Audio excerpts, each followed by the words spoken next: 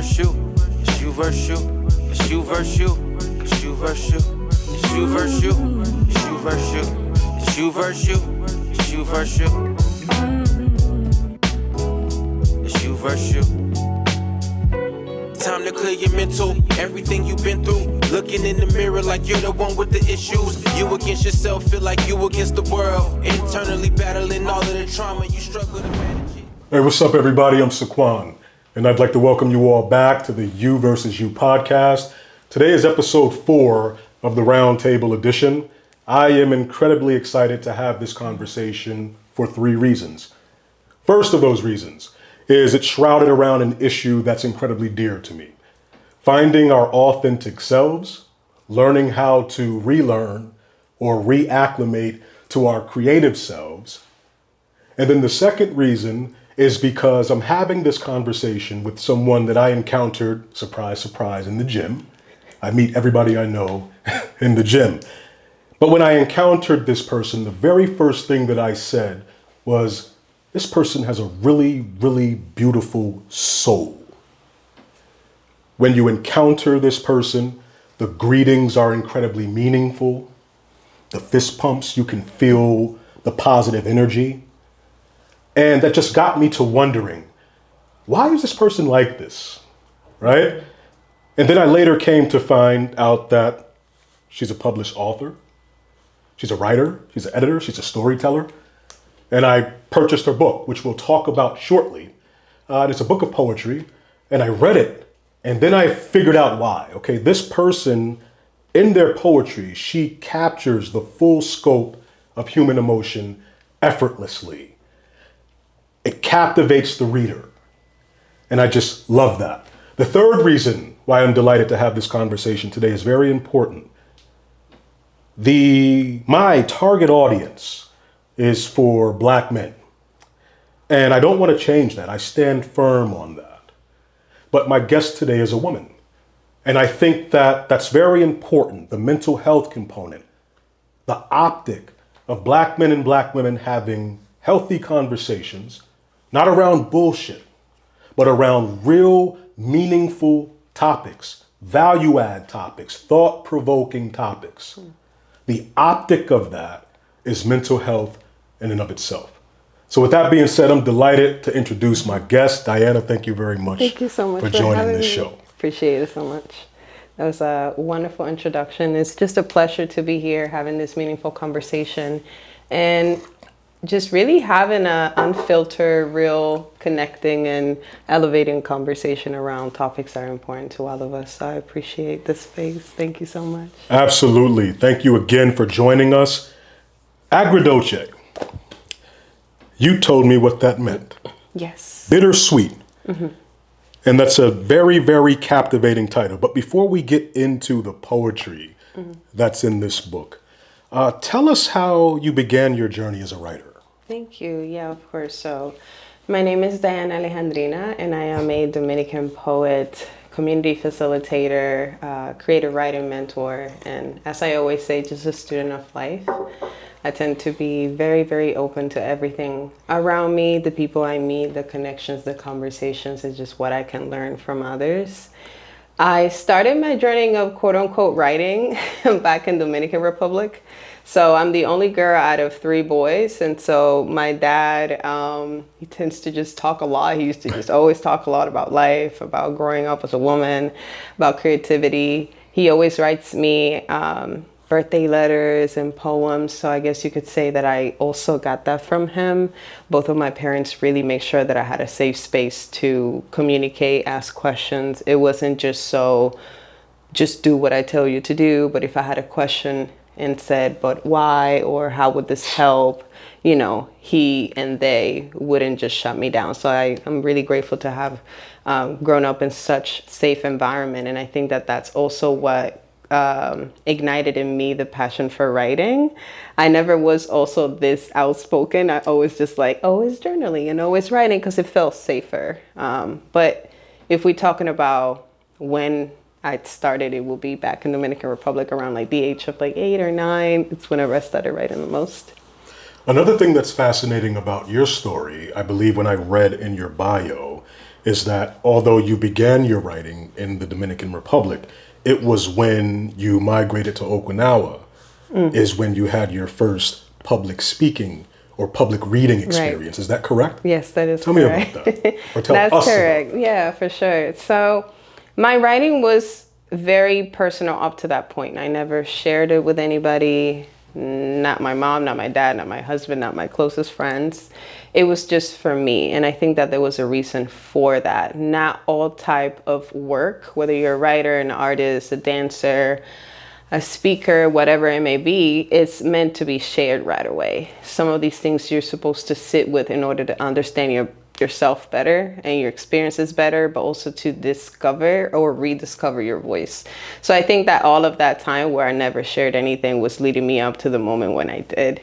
And I used to work with children back in Japan, and I would write like little poems in between, naps. They're napping, so I'm writing, or write a sticky note. And so somebody one day was like, "What is that you're always writing or recording secretly in the room?" And I was like, "It's just poetry or thoughts." And they're like, "Okay, maybe you should bring some one day to the class so we could read it." And I thought about it, and I did. And they're like, "This is beautiful. Why don't you go to an open mic?"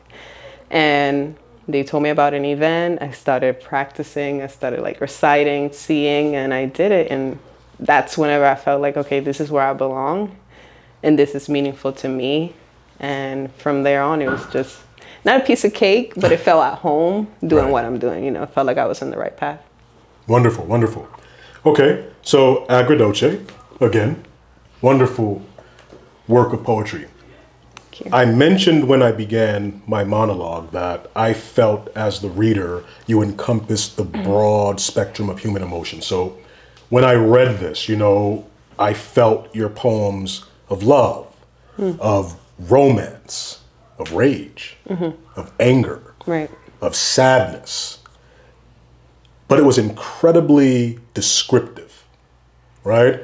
Amazing. And then, and I don't mean this to be offensive, especially when you talk to women sometimes, given your age, right? How young you were, because I learned that in the bio as well, to have that level of descriptive closeness with yourself, right? So when you began your writing at a young, well, first of all, how are you able to do that? And did that close relationship with yourself, your creative self, was that there when you initially began writing in the Dominican Republic, or was that something that grew over time? Wow. That is a very layered question, and I'm thinking of everything. What comes to mind is there's no foundation without destruction. Sometimes you have to destroy what you already had established or thought was the right thing in order to create a new foundation that's going to lead you to better places. And I had a great childhood. My parents are amazing. Moved to the United States, but then left everything behind. So my dad still lives in the Dominican Republic. My brothers are still there. And for a very long time, from learning English to finding myself, to finding who I am in a culture I don't know, to feeling the distance, the barriers, the responsibility. A lot of immigrant children come to this country and we have to grow up really fast. So I had to grow up really fast. In other words, I was showing up for my mom, like calling doctors, doing things that really did push me to leave behind like the fun, or not necessarily the joy, but just being a young adult, I guess you'll say.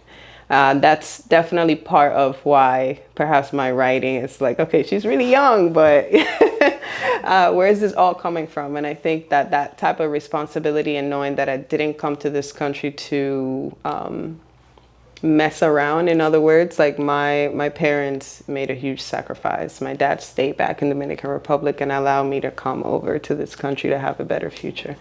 And when you put all that into perspective, and then, I got married young, I've been married for almost 11 years at this point, move across countries all over again. I went to college for 3 years and left college to move to Japan.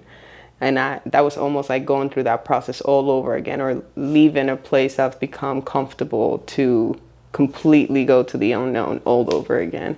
So with that, my writing is growing and developing, and so am I. But at the same time, I'm still hiding my voice because I'm not sharing it with anybody, and because I used to be very, I don't want to tell you that because maybe you'll get upset with me, and I just rather not burn any bridges, and I'll say yes. And so finding your voice often pushes you to be very uncomfortable. And I think that the beauty within this collection is the fact that when I found my voice, I understood that I no longer needed to be, I no longer needed to lie to myself about everything that I was feeling, or think that I was ungrateful if I felt some sort of darkness or if I hit rock bottom. But I had to really hit rock bottom by myself in order to understand there's absolutely nothing nobody else can do for me if I don't decide to do something for myself. And I found the beauty in the darkness, right? Because you start asking yourself the hard questions that I can't ask you to figure my life out. You can give me advice, really good advice, but if I choose not to do it, I can't blame you for it. And I think that you have a lot of people walking around in life that are giving great advice, but they're unable to sit with their darkness. They're unable to sit with the unanswered questions. And this collection is just me finally saying, I'm not just this great student, great wife, great daughter, great friend. I'm messy. I have depression. I have anxiety. I think about really negative things. And that was liberating for me, because a lot of people will look at me and say, I want to be like you. Like, you're always so driven and you have so much going on, and like you're doing this and you're doing that, but they have no clue what's going on inside. And for so long, I just put up with that. Yeah, thank you so much. Like, that's so great. So I wasn't really talking about what's happening inside. So I kept it to myself. And this was an opportunity for me to just be, right? Just accept the humanness of life and the messiness of it. It's interesting because within that monologue, when you started initially, you said destruction, right? And destruction, I agree, is sort of like a prerequisite to being introduced to your authentic self, providing one is willing to go on that hard transformational journey. But you encountered this crisis or this destruction a couple of times, right? Moving from the Dominican Republic to the United States, not knowing the culture, leaving your dad behind, a brand new environment, right? Which means that this is a new identity, one that you're leaving behind, and then this new identity that you're establishing here. And then going to college and then subsequently moving to Japan and kind of experiencing that all over again. So it seems like, which is a beautiful thing. So running up or coming up against that destruction or that crisis, it seems like there was a moment where, particularly prior to you sharing your work with the public in Japan, that, okay, I got comfortable with being uncomfortable. Am I reading that correctly? Correct. Yeah, that's true. Okay, good. Because that's a very important thing. So for men and women, I think that crisis, again, is the prerequisite for growth. When I began my mental health journey a little over 2 years ago, it was an identity crisis. It was a crisis. It was a midlife crisis. My marriage was in shambles. I wasn't happy in my vocation, my work life. So my entire identity was shattered.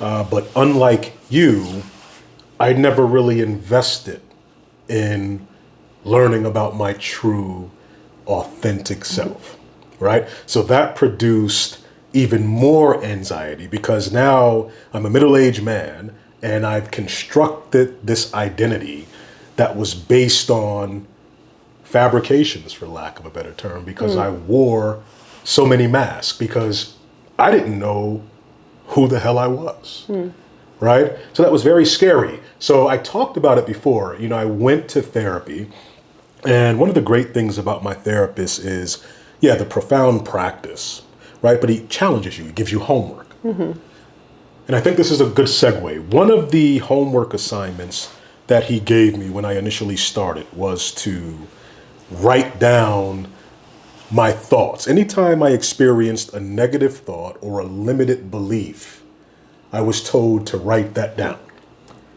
And so I did that for about a week or two. And he said that something very profound would happen, something very powerful, something cathartic. But he wouldn't tell me what it was. But I figured that out along the way, and it was very jarring. It was moving.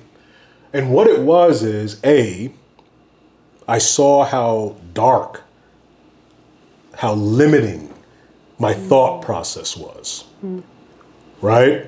But B, it was amazing because now there was a clear distinction between my conscious and my subconscious. For sure. So I'm consciously observing my subconscious, and I'm finding now that this is very dark, this is very limiting. I can see the self-imposed cap that I put on my life, right? I can see that I was where I was as a result of decisions that I made. I can see my self-sabotaging behavior in my own life. I can see how that impacted important interpersonal relationships and why some of the most important relationships in my life as a result of that had to end, right? So fast forward a little bit, going through that work, well, while you're going through it, I'm removing all of those things away. And again, it's very scary, but now I'm reintroducing myself to myself. Correct. Right? And it was very fear-inducing, but after a while, the fear begins to go away, and it's replaced with excitement. For sure. Because I was able to realize, okay, well, first it was like, well, damn, I don't know who the hell I am. But then it became, well, wow, I don't know who the hell am I? Who am I? It became exciting, right? And that's around about the time frame that I ran into your book. And your book, because I was journaling at the time, right? I was writing my thoughts down, but fast forward a little bit, then I began to journal, and it helped me to order my thinking, but I was introducing myself to my creative side. And that was incredibly profound for me. A lot of men, we look at mental health as taboo. We're afraid to pursue it. We think that it effeminizes us, particularly the task of journaling. But I want to provide some insight on that from a scientific standpoint. So the book Inner Excellence, Jim Murphy, he highlights a study that was done in the journal Science. And there was a study and the participants were given the choice. Okay, you can be electrocuted or you can sit alone with your own thoughts. And an overwhelming percentage of people chose to be electrocuted. So they chose physical pain That's crazy. over sitting alone and being with their own thoughts. So that's just a scientific breakdown of how much strength is required to go on this mental health journey. So when you started sharing your thoughts, were you able to notice how the impact that it was having on others? I think the first thing I started to notice was the impact it was having on me. Because if I wasn't being truthful to myself and what I was sharing, then I'll be lying to the public. And when I mentor writers, I tell them, and I ask them, why are you sharing your work? Why do you want to do this podcast? Why do you want to be a dancer? Why do you want to be a painter? Because people are going to criticize your work. And what happens when they do? Are you going to stop recording the podcast? Am I going to not publish the book? Are you going to stop writing? So I think the question why needs to be the foundation of everything that we do first. And that why is going to evolve as we grow, unless we just don't choose to grow and stay in the comfort zone all the time.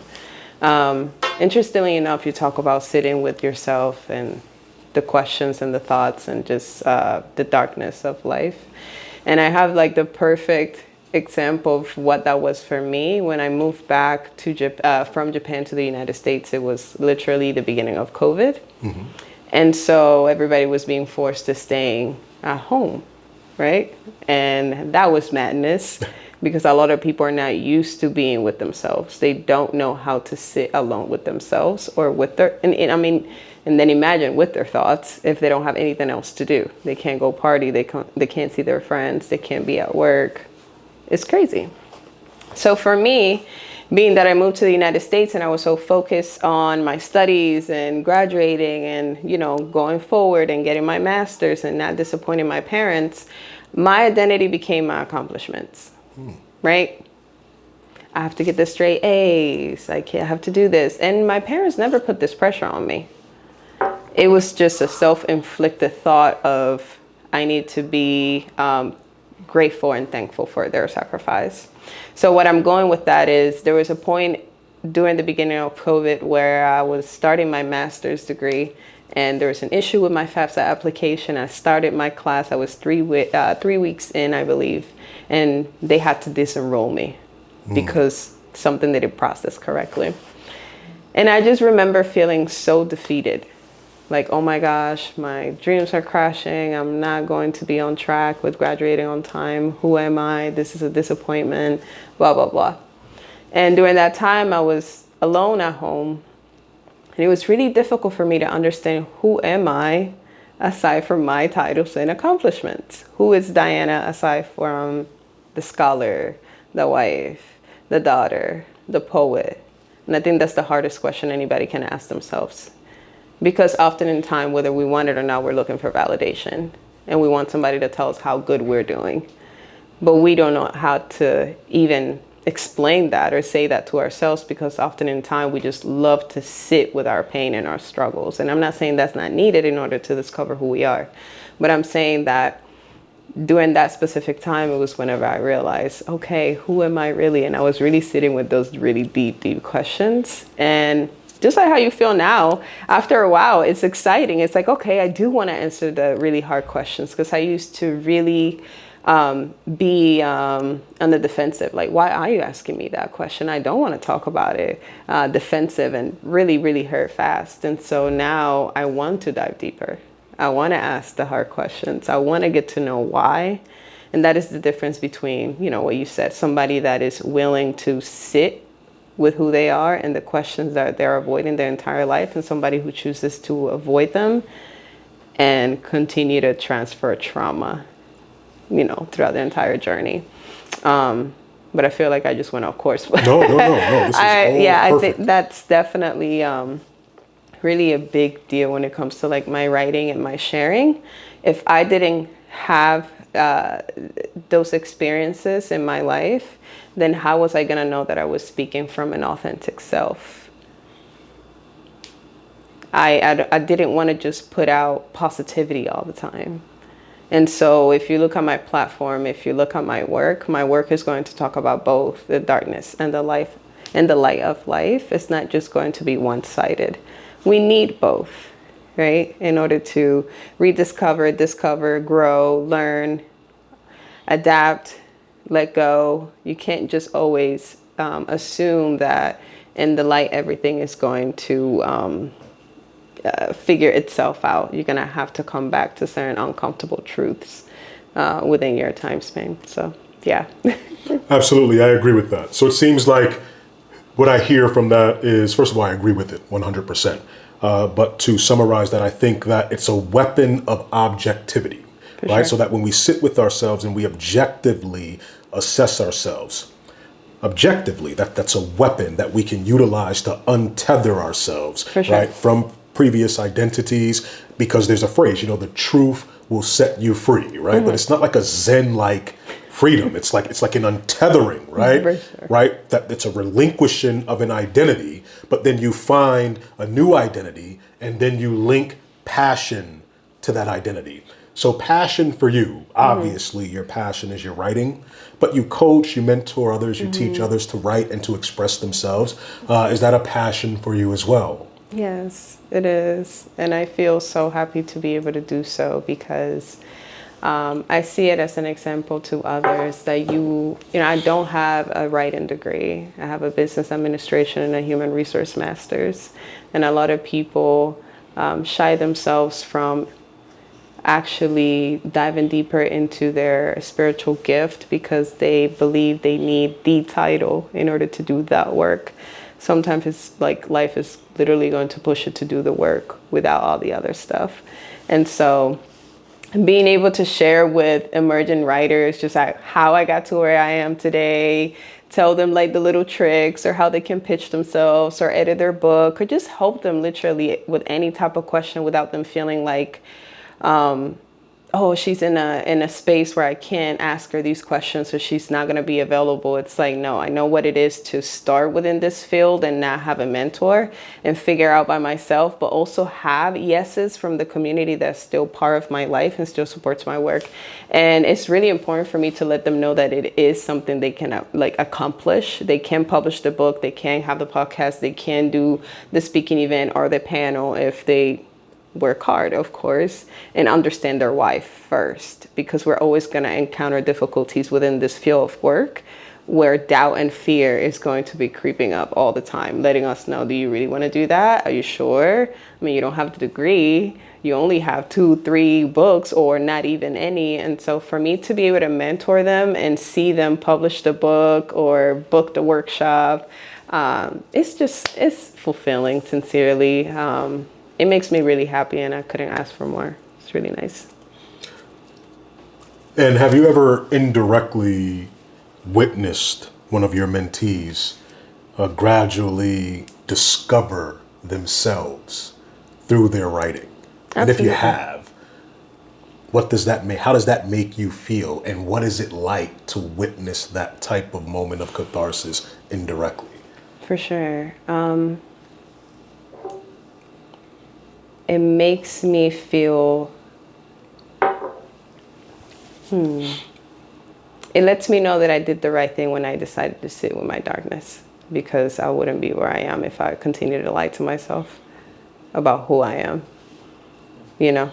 So I have to take it all the way back, because I wonder who would I be today if I continue to hide my voice and my experiences and my truth, right? And so for me to be able to know that I talk to them within, that sentiment of truth and grace and genuine love for them and what they do, because I want to see you win, not because I want anything back for myself, but because I know how much it matters to you.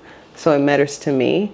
That selflessness, that really pushed me to like just be excited about anything they do. And I see them booking their panels, doing their speaking events, going to radio stations to talk about their work.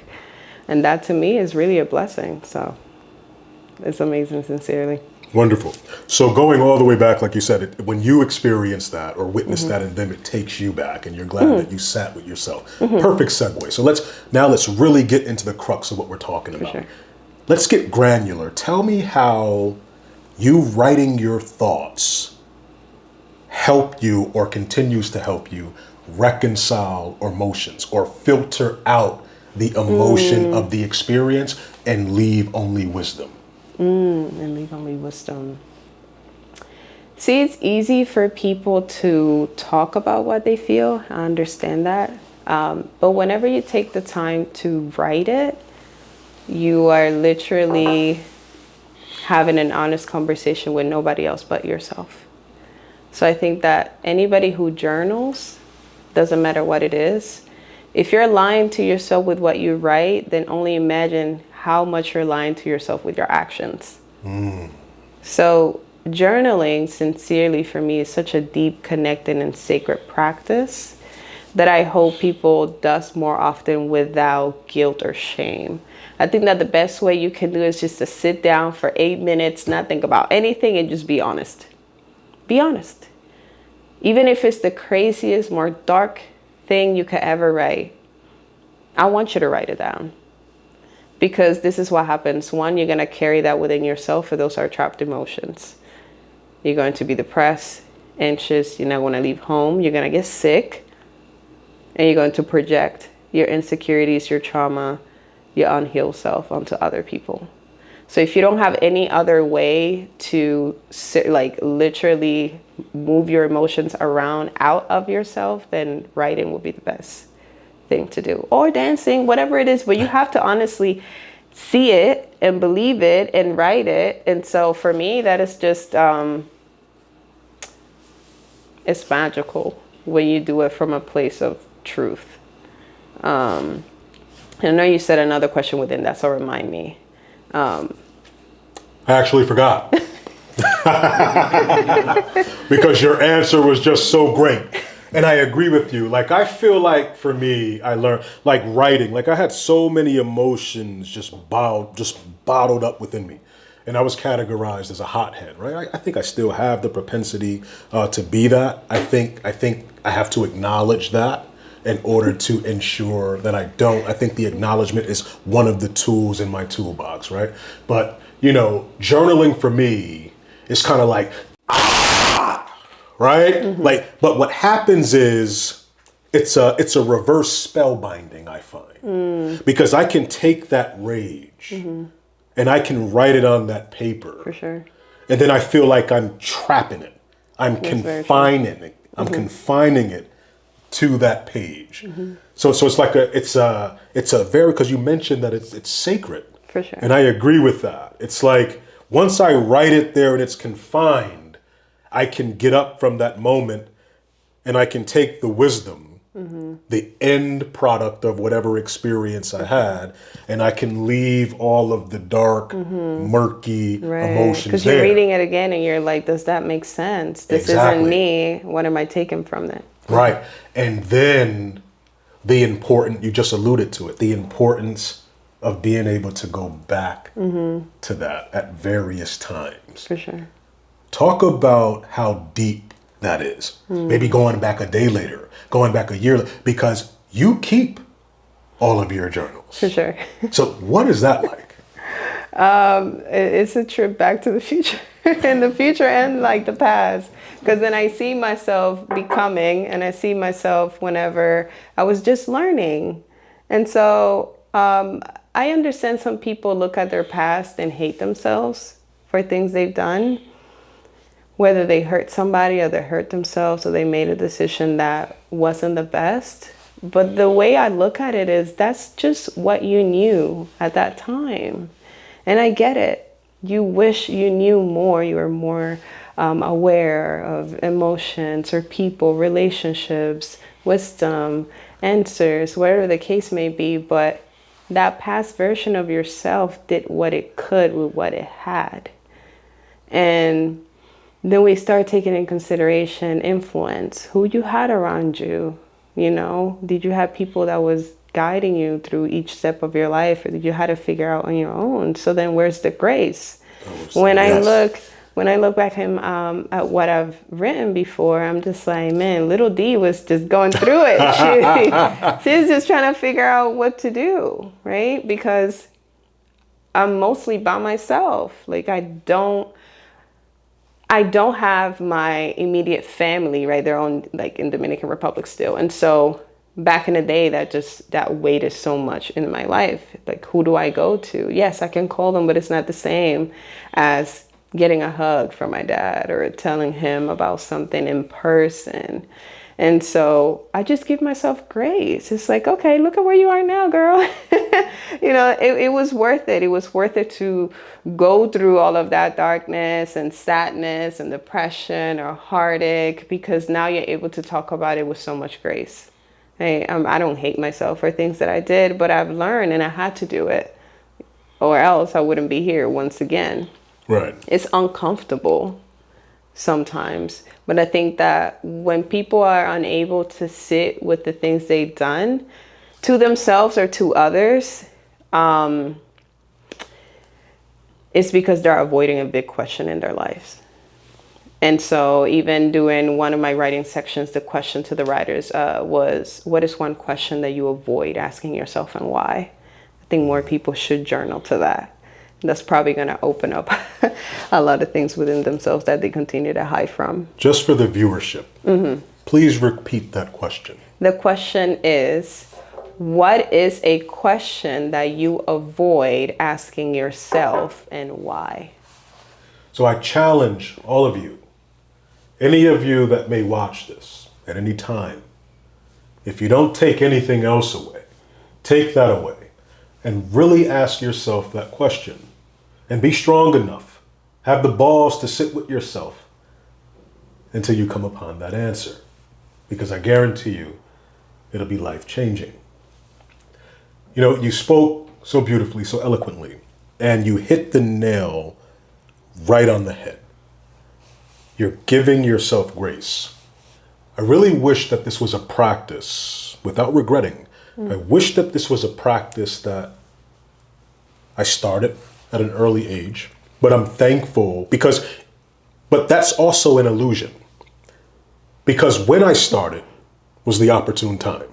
And I feel that when I read my journals, even though chronologically they're recent, there's still thoughts and feelings from that child that experienced trauma all the way back then. And then you said, give yourself grace.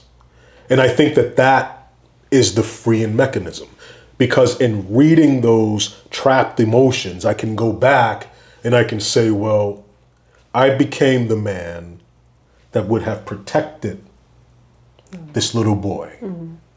So I can give that little boy grace, and I can allow him to, for lack of a better term, die gracefully. I don't know, like I'm a Lord of the Rings fan, right? So in Lord of the Rings, Return of the King, right? Great movie. Great movie, right? I love Lord of the Rings. Yes.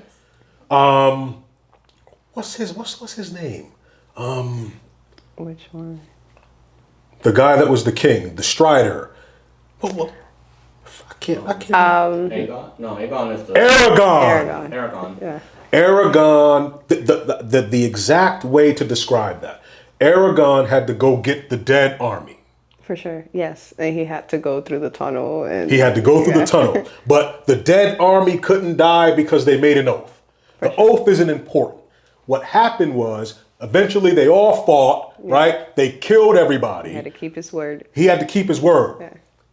But they were given peace. For sure. And they were able to go and be at peace.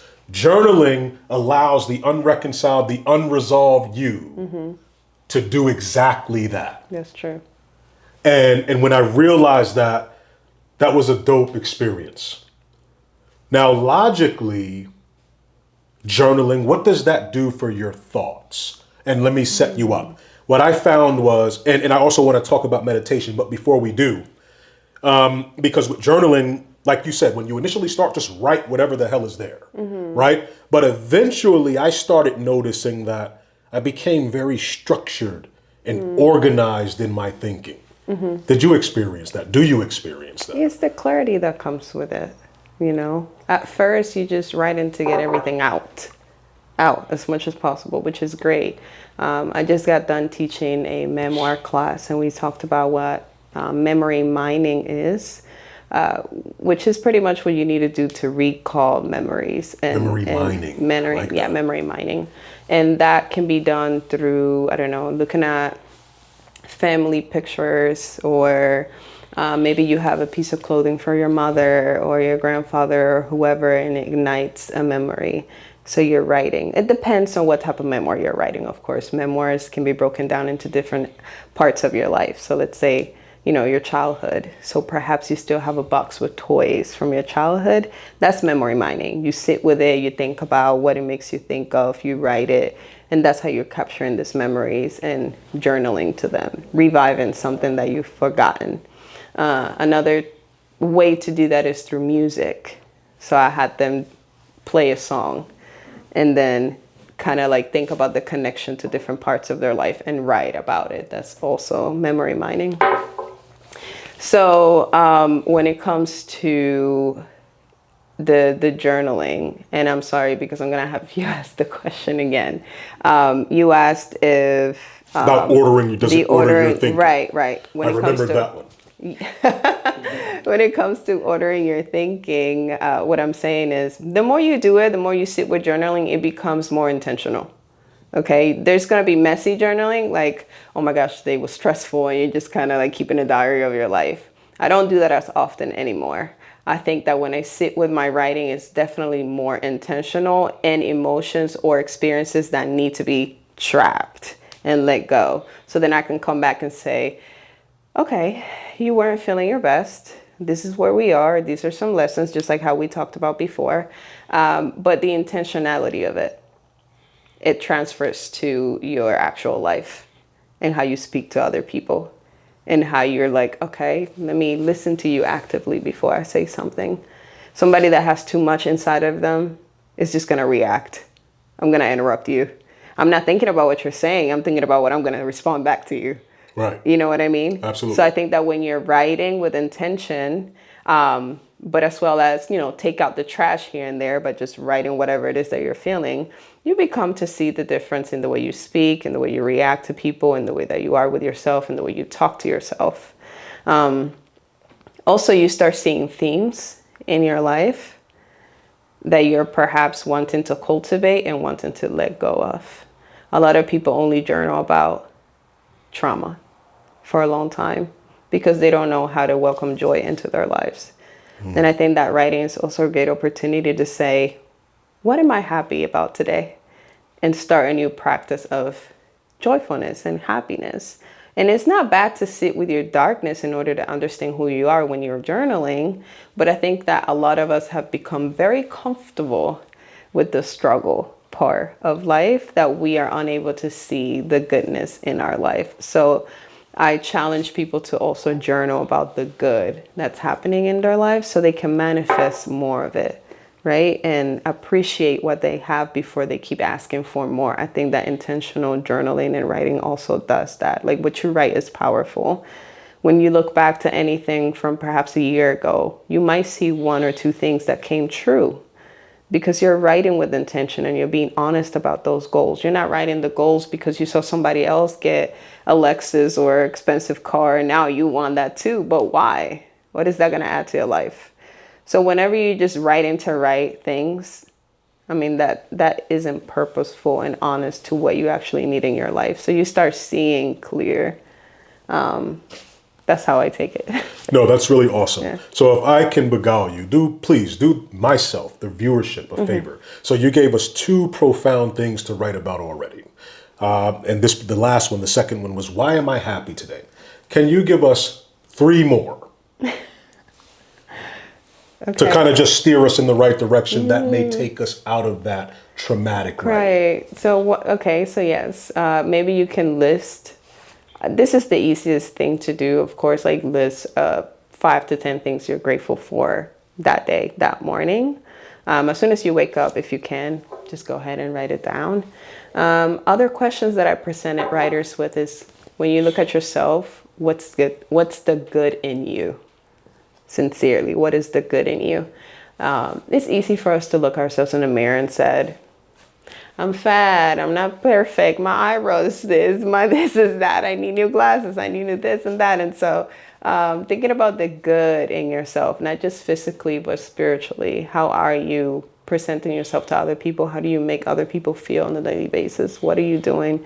When somebody says you make me feel safe, or I love talking to you, like, what is the goodness in you would be another really good question. You put me in a tough spot with prompts. I can't think of so many, but my bad, Shawty. It's you okay. gave us 3. That's I know. great. I love the gratitude. That's something that. Oh, I do have another one. Bam. Okay. Who am I aside from my titles and my accomplishments? It's a really good one. A lot of people are hiding behind their titles and their accomplishments because of different types of reasons. So if you were to shed all that away and just be naked with who you are, what would that be? So who are you aside from your accomplishments and your titles is a great one. Yeah, I think that's great. So we're looking at 4 great things that can really get us underway with our journaling practice. I think the most impactful for me is the gratitude. That's something that at my job, and I'm very happy about that. I implemented that when I first got to that position. and well, a little shortly after, and we do it every morning. So obviously, we have a meeting about what we're going to do each day, performance metrics, so on and so forth. But prior to that, we have a gratitude meeting, right? And we all go around and we list the things that we're grateful for. It can be a professional thing, a personal thing. And it's funny because I have team members that immediately gravitated towards it. They loved it. I had team members that were very reluctant. And now it's like the ones that were very reluctant, they look forward to it. Right. And you can see how their psyche has changed. You can see how the blindfold has been removed, right? And it's like they earned a sight. They earned a sight of compassion. They earned a sight of empathy. Right? They earned the sight of gratitude, right? Because literally, we don't see the world as it is. We see it as we are, right? Our perception is our reality, right? And when you remove that lens of lack and you replace it with a lens of gratitude and stop focusing primarily on the things that you don't have, and because we all have things in our lives that we can be grateful for. I don't care how your socioeconomic conditions are. I don't care how downtrodden you may think you are. There are things that we can all be grateful for. And when you start honing in on those things, that really is a catalyst to begin to incrementally improve your life. So I appreciate you listing those things that we can journal about, because I think that, those are incredibly beneficial, really some value add information there. Before we segue into the last component about meditation, when I spoke with you last, I asked you a question and you answered it beautifully, because you lived in the DR. You live here presently in the US. You've had an experience in Japan. And a couple of weeks ago, I remember I asked you which of those places were more conducive for this type of living, this type of practice, and why? Put him in that hard place again. I know. So of course I grew up in the Caribbean, and listening to you talk about like gratitude, and it doesn't matter where you are in life, there's always something you can be grateful for. I grew up in a place where there's no electricity 24/7. We'll have it for like 4 hours and they'll go out for like 5 hours and they'll come back. And I just remember like my dad or my mom washing clothes, and then they'll hang in and they're like, oh, the electricity went out so we can't dry it. And it's just things like that, washing dishes by hand instead of putting it in a dishwasher. And it makes me, I think it really has helped me understand the value of life and human connection, not having everything that I have today. And so I'm really grateful for those things, because somebody may look at other countries that don't have everything that we have here as poor, but I was the happiest kid out there with what I had, because I didn't have so much of the complexities that you see in today's world. I'm eating good food. I'm having fruits. There's not so many fast food places everywhere. There's just things that you see that you start thinking about. I didn't grow up with, so much technology everywhere. So I know how to hold a conversation. I know the importance of talking to people. And so just listening to you talk about like gratitude, it always takes me back and it makes me laugh, because it's just funny. It's just one of those funny things. But sincerely, though, there's definitely so much to say. And it just made me think of a really, really big experience I had. But I'm going to put you on the spot again and just say, it's hard for me to pick, but if I had to say where is more conducive of having this type of line of work, like writing, wellness, and such, I did love Japan. I absolutely love living in Japan. I think about it all the time. I think about just going back, and I think that it was the level of grounded, like you just felt grounded by everything around you. You'll see people constantly exercising or walking or having tea. It was really chill. Very much not a lot of fast food places, really healthy food, just like they are sincerely. It's slower. And it allows you to think more about the things in your life instead of the go, go, go, go, go mentality that sometimes we experience here, where if you're not succeeding at something and accomplishing the highest level of it, you feel like nothing. Right. Right. And so you miss out on the daily things that that you should be grateful for, because you're always looking like way ahead of where you are. You're unable to appreciate. So those, like Dominican Republic and Japan, really did bring that into perspective. Like, oh my gosh, every time I travel back, it's like, okay, let me just chill out. And not that I can't do that here, but I have to be able to separate it. I know where I want to be, but I don't need to get there right now. I'm doing what I need to do right now to be there, and I need to savor it so I can enjoy the big things later. And I wish people was able to just slow down a little more sometimes to be able to see the beautiful things they have in life and how beautiful they are, period, you know? But yeah, it's kind of hard to pick one. Well, no, I didn't necessarily want you to pick one. You did exactly what I wanted you to do. And that's a perfect segue to my next question, because I feel like environment, at least for me, environment plays a part in when and how I journal. Right. Right. As a grounding mechanism. So I kind of wanted you to break down and differentiate those experiences, because even here in the US, right? Like for me, I love nature. I love all things nature. Sweetwater State Park. Right. I love to go there. I can ground when things get hectic and haywire for me. sure. I'm there. I can go paddle boat on the lake, and I can center and order my thinking, right? So for me, I noticed that it doesn't work for me to journal in a chaotic space. For sure. Right? So that grounding. So if you can speak to how important environment is in that practice, we'd appreciate it. Yeah, so that makes me think of writing rituals.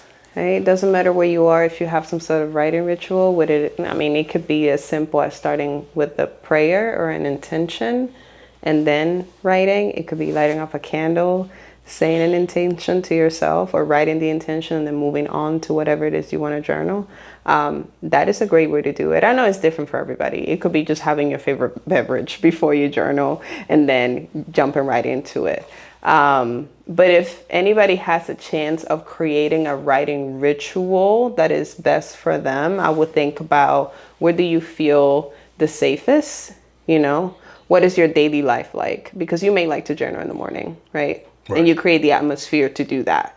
You wake up, brush your teeth, make your coffee, sit down, you know, open the windows, feel the sunshine, whatever it may be. For somebody else, could be at night. So maybe you're making some tea, getting cozy, sitting down, journaling. So it's definitely up to your daily routine, as long as you're being intentional with that time frame. And what does that look like? No interruptions, right? Put your phone aside, really sit with yourself. And so you can create the environment anywhere you are. I think it's definitely also a mindset. Can I calm myself and retrieve to this and be present with this activity that I'm doing right now? You know, I do it in the morning. I love it. To just make some coffee. I have a devotional journal where I can write my things, you know, connect with God, and then I write. And then I go ahead and move on to my agenda for the day. So you create the environment for yourself, because the environment is not always going to be perfect. So then what happens? Are you going to fall within chaos? So how can you create that safe space for yourself in order to do the journaling or whatever it is? That's how I look at it. Gotcha. And then the last question before we wrap things up. Is there a correlation between journaling and meditation? Interestingly enough, I have not done enough meditation, so you may have to answer that for me too. The times that I've meditated, I had so many thoughts going back and forth. And then I thought, okay, is this supposed to be quiet? Because I'm focusing on the bird or the sound or this. And so it was a bit difficult, but I do think that there is correlation in the fact that even all those thoughts that come up, at least for what I've heard, you allow them to, right? But you don't hold on to just one right away. You kind of let things flow, come as they go, come and go, come and go. I think that's the same thing for writing. you know, you write down some things, you let them go. Maybe you go back to them, maybe not. Some things are not meant for us to go back to, if that makes any sense. No, it makes really, really, really good sense. I definitely think that I see a correlation there. My meditation practice is incredibly important for me. It goes hand in hand with my journaling.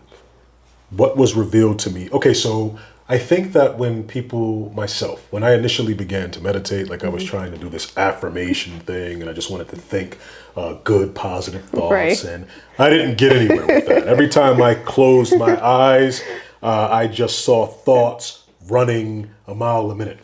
And I would venture to say that that's the experience of most people when they begin their meditative That's true. practice. And if you're a sharp person, that should reveal something to you that could potentially be anxiety producing. And that's the fact that you see that you don't have control over your mind, right? So I think that the initial goal for meditation, and this ties into journaling as well, when you were saying initially when you start journaling, you're just going to be writing a whole bunch of fragmented thoughts, and how journaling ultimately orders your thinking. Meditation is the same way, I believe. I think that the initial goal of meditation is to be able to sit and eventually get to a point to where you have a quiet mind. So in addition to when you're first starting, you have all of these thoughts running a mile a minute, you're attempting to react to those thoughts, right? So the goal is to lengthen the space in between thoughts and then get to the point to where you can just observe your thoughts without reaction, and probably most important, without judgment. Right. No matter how vile, no matter how cruel those thoughts are, no matter how sad, right? No matter how emotionally provoking the thought is, if we can get to the point to where we can have that thought and not react to it. Almost like a third person. Like a third person, like I mentioned in the beginning of our conversation. Now you are your conscious, observing your subconscious, right? You're conscious of every thought that you're having, you're not reacting to it, and that's metacognition, right? And you'll notice, because that brainwave state when you're reacting to everything is synonymous with beta, or really high beta, right? But when we're able to not when we're able to not react to those thoughts and we sit back, we can notice ourselves calmly coming out of high beta, slipping into more of an alpha state, which is more of a creative space, right? And then if you can slip down into delta, which takes a lot of practice, at that point, Joe Dispenza talks about this beautifully, you can slip into your autonomic nervous system, where you can begin to rewrite your software and begin to reprogram and make changes that we ultimately want to see in our lives. So yes, I think that goes very, very, very well with the journaling practice, and hopefully that can be a beneficial takeaway for the viewership. Listen, I really, really, really appreciate your time today. I think that you shared a wealth of knowledge and wisdom. I think that your story is fascinating. I think that there are a lot of people that can glean insight and inspiration from it. And I really appreciate you taking the time to join us today. Do you have anything that you'd like to shout out? Anything that you have going on? Yeah, no, I want to say thank you, first of all. This is a great conversation. I'm learning a lot from you as well, by the way. And it made me think of that book I suggested you, the difference between the thought and the thinking, right? Yes. And how we can get stuck on the thinking too much. But yeah, so if anyone that is watching this is a writer and you're feeling like you need someone to talk to, someone to mentor you, helping you with your self-publishing career, just kind of lead you, that's definitely something that I do, and I'm just always so happy to. I also have an online community that's called the Creative Writing Hour, and we meet Thursday nights and Sunday mornings, and we're just like a co-working space that hold each other accountable through our projects. That is for free, so anybody can join that just wants to not feel alone in the process of writing, because journaling and writing, it pushes you to solitude sometimes, so it's nice to have other people around you that are doing the same and that you can have these conversations with. So if that's something that interests anybody, they're more than welcome to join. But that's all I got today. I do have some projects that are coming out, but I'm gonna save it because I can't say much about it, and I'm excited to. But anyone that wants to follow my journey can definitely find me online on Instagram or Facebook, and yeah, we can take it from there. Appreciate it. Wonderful. And then of course you have Agridoce, which is bittersweet. Excuse me. It's a great book of poetry and prose.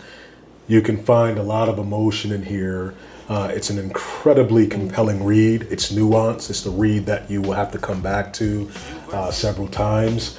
But I guarantee you it won't be time wasted. Thank you. Listen, if you found value here, and it's my sincere hope that you did, then please comment, like, subscribe, and share this information. Follow the You vs. You podcast on YouTube, Facebook, Instagram, and TikTok. And keep checking me out, and we'll keep busting this thing down. Peace. Thanks again, we really appreciate it. It's you versus you, let's get ahead of it. It's you versus you, let's clear our heads of it. I'm so good now, I feel good now. The baggage put down, just let me live. Just let me live. Now my mind's clear. It's you versus you. It's you versus you. It's you versus you. It's you versus you.